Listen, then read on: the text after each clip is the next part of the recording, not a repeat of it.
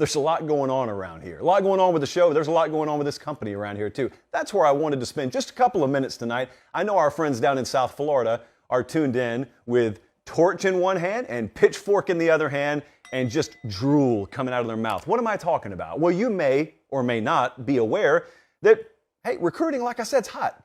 And Miami has been a big part of that lately. So Miami fans this weekend, it was kind of the best of times. It was the worst of times. It was every kind of time they could have. It was really good because Jaden Wayne committed to the U. And that's a really big pickup. 5-star edge guy, or is he? More on that in just a second. I saw the graphic. That's what it said at the time. So hey, I feel the same way you guys do. Anyway, he's a really, really good edge rusher from South Florida. He's at IMG. He's not from Florida, but he's at IMG. He commits to Miami. Is that a big headline to you? Well, no, not if you're in Norman, Oklahoma. Then it gets a little saucier. So a couple of hours after he commits, suspiciously, dare I say sketch-affily, you see that 24/7 Sports composite rating of Mr. Wayne drop from 5-star to 4-star. And then guess what happened, guys? Chaos. Utter chaos ensued. I felt so bad for David Lake and Gabby down there at the Miami site. They're both leaned against the door trying to keep the natives out to no avail because Miami fans rightly got upset at that. I know that you see this white t-shirt and you don't see a 24/7 or CBS label here. I was made aware of this by you guys. Very rarely when these sorts of things happen am I made aware of it by people inside our company. I'm minding my business, and all of a sudden, I got tons of Miami folks that I converse with regularly, and they're asking, how dare you? As if I did this. So how did this happen? Well, I'll tell you how it happened in just a second. But I get that 98% of you aren't affected by this, but boy, what I love about college football, what I love about the Miami fan base, is they don't take time off. That's kind of why we do the show year-round. Like, our audience is sort of endemic of hardcore college football fans. It's a 12-month-a-year thing. There is no off-season. That's why we don't use the word on this show. I'm in a pretty unique spot, though. Here's why I felt the need to talk on this tonight. I can assure you management didn't tell me to. If anything, they would prefer I didn't because of what I'm about to say. But I'm in a pretty unique position because, as most of you know, if you've watched the show for quite a while, I was a subscriber to this site long before I ever came to work here in any capacity. So I've got institutional knowledge now that I've been here a little while, but I didn't grow up in this industry. I was a subscriber, man. Like, I remember recruiting battles back in the early 2000s, and I remember 24/7 first coming to be. Like, I remember all that, just like most of you do. So what's unique about it is when Shannon Terry called me and ended up offering me a job here, I was excited, number one, because of the obvious, but number two, because, hey, I'm kind of fascinated by recruiting, and I got to see behind the curtain. And so I've got the perspective of you guys. I still talk to you guys far more than maybe our folks here, but also I'm here now. So I can kind of see the mechanism at work. I can see behind the curtain a little bit. Here's what I want to tell you about what happened. And the explanation that's been given out by our team, it checks out. Like, I did my due diligence on this. I made calls. What happened was you've got the 24/7 rating on a kid, and then you got the composite rating on a kid. And for those unfamiliar with how this works, I'll bore you and spare you boring you with the details. But all it is a composite system to where you take all the rankings from the entire industry and all the services and you bake it into one cake and voila. Problem is when a kid transfers from one state to another state, it really throws that into a blender because the kid's ranking may not change, but what happens are state rankings get changed and positional rankings get changed. And so when this kid transferred to IMG, I don't think that whatever that composite system is, I don't pretend to know how it works, it didn't bake all that in. What happened Saturday when Jaden Wayne committed is there's a lot of tension on his account, on his profile, and someone realized, we didn't properly refresh this. And so a couple of hours after he's committed, in one of the more tone-deaf moves I've seen in quite a while around here, someone refreshed it. And it made a lot of people angry, as it should have.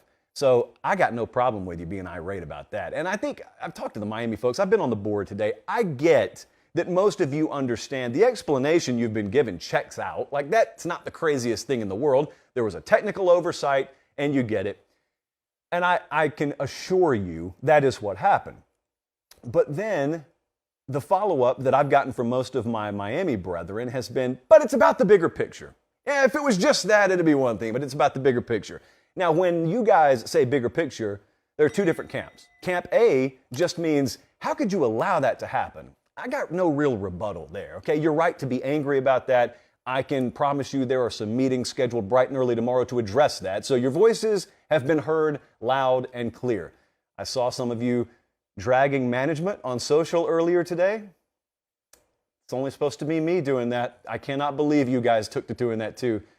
So God bless management for what they had to deal with today. They didn't really have their hands in that either. But at the end of the day, yeah, it's like Dunder Mifflin, when you put an obscene watermark on your Butterstock, your most popular paper, and the lady comes and she wants vengeance, it's on you. She wants you to resign. I don't think anyone's resigning. But yeah, technical oversight notwithstanding, the other camp that says it's about the bigger picture, that's the camp I want to talk about. Because I really wanted to start the show with some of the myths that are out there. I'm going to talk about Notre Dame, weirdly, in a second. It's going to be a very abrupt transition. There is a notion, there is a belief out there amongst some of our Miami brethren. You're not alone. Pretty much every fan base has a portion of said fan base that believes this. And they believe that there is an inherent anti-Miami bias in the recruiting ranking process and then in the updated ranking process if and when a kid commits to Miami. Here's what you can do tonight. I cannot bring you up here and put you through a seminar. I cannot give you the Zoom password to the rankings council meetings. Here's what I can tell you, and you can take it or leave it. I have no motivation to defend this company if they're doing something wrong. Those of you who have been around this show for quite a while know I mean that when I say that, because you've heard me call us out when we need to be called out. And the reason I preface this with that is because I am telling you straight up, it's not happening. That doesn't happen here. And I know what you believe because I used to believe it. This is where the unique perspective comes in. You see, once upon a time, little JP here was a mere subscriber to these websites. And I had my teams that I liked, and I used to watch this process play out, and I used to watch guys commit, and I used to watch those star rankings fluctuate. Now, what stuck in my mind was never the kid who commits and then sees his ranking bump. I would only remember the kids who saw their ranking fall. That would stick in my mind, kind of like when you only remember when announcers say bad things about your team, but you never remember that they probably balance it out and then some by saying good things. None of that sticks in your mind. Only the negative sticks in your mind. And so when I got here, I was confident. I told my buddies, man, I bet I see all kinds of bias in that ranking system. I even asked and was granted access to sit in on the rankings council meeting.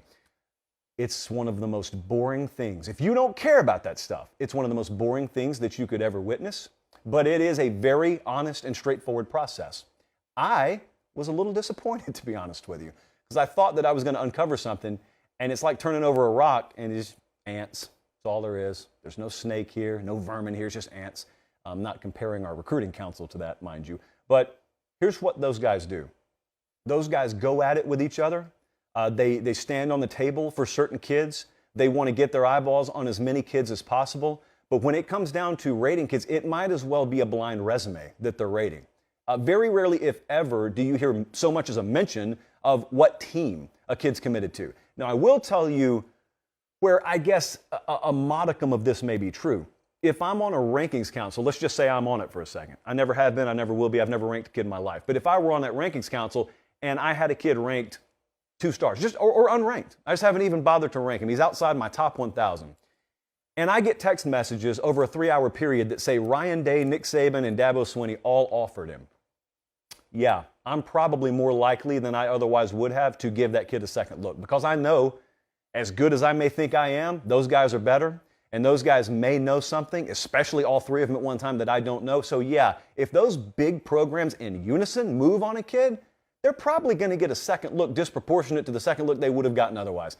I'll admit that, and that's me talking personally. I would do that. And so it would not surprise me if that happened at all. But to suggest, I just want you to be honest with me for a second now, to suggest that there is a motivation to knock kids who commit to Miami is ludicrous. Do you want me to tell you where the bias would be? If there were any bias baked into this process, we have meetings all the time around here. It sounds just like conference realignment. It's kind of gross. Which markets are the biggest? Which ones do we need to make more impressions in? Do you understand how valuable the Miami market is? Just think this out loud now. Do you understand how valuable that is? If there were any bias around here, here's what it would sound like.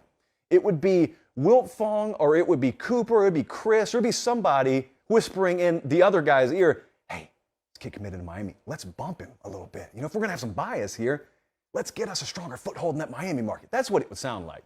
Anyone around here who said, let's knock a kid because he committed to Miami would probably be fired before sundown, as they should, because it would be one of the stupidest things you could ever do.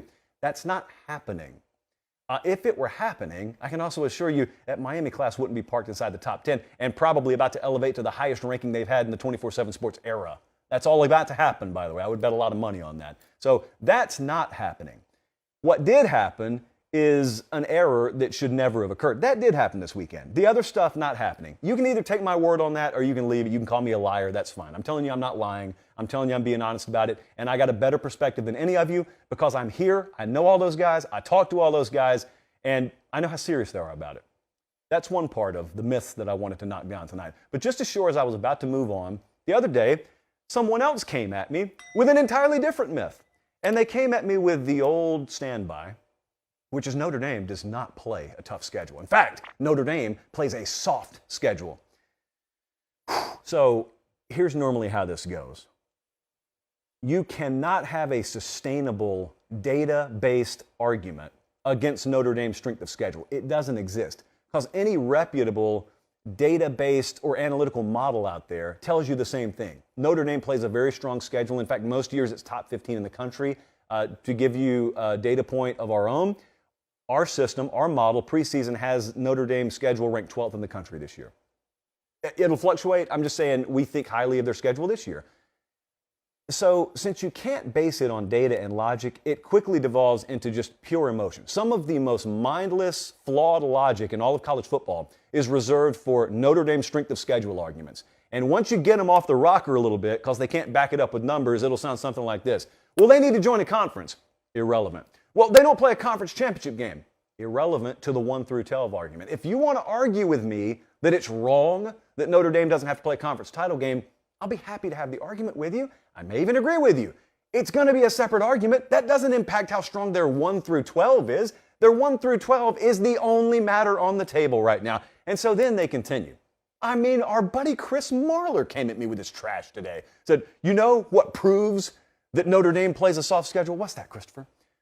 They get blown out every time they go to the playoff. Well, so would everybody else. I didn't tell you that Notre Dame was the best program in the country.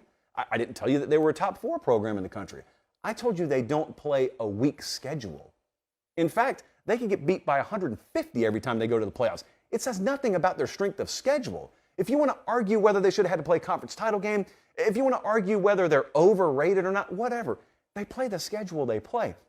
But that leads into another argument that I always have, and that's the Notre Dame is overrated argument.